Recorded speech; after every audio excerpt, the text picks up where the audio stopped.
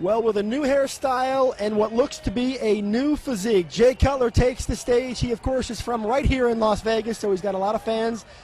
And what you're looking at appears to be a much improved version, Pep, of what we saw a year ago. Now, I don't want to rush to conclusions. We still have a lot more guys to see. But when Jay walked out last year, he was noticeably off. Dexter Jackson took full advantage of that and took the title away from Jay. Jay spent 6 years trying to win that title and take it from Ronnie, and it only took him 2 years to give it back. So, Pep, I'm going to ask you to break down the physique of Jay Cutler tonight. Well, this is a superior version of Jay Cutler than we've seen.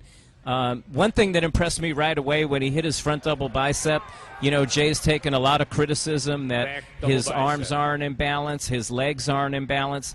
They look very much in balance now, and look at his conditioning. His glutes, his hamstrings, his lower back, he looks phenomenal. I would have to think that this is better than when he beat Ronnie Coleman in 2006.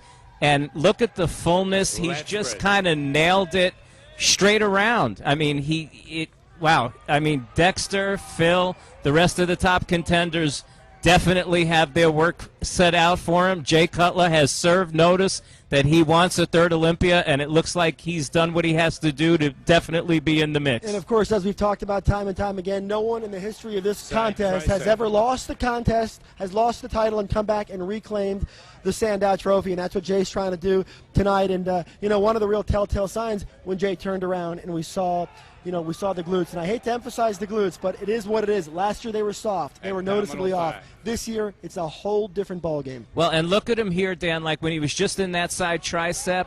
I mean, look at the striations and the detail in his legs, but you're also seeing vascularity in his upper body, which is always a criticism of Jay. I want to ask you a question. When you hear Jay Cutler, you always think 2001. That's the benchmark.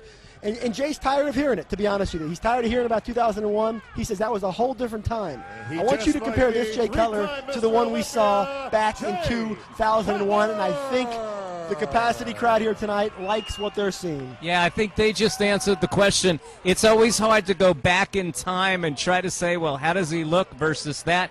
But given the expectations, I wouldn't doubt that this is the best Jay Cutler who's ever stepped on stage.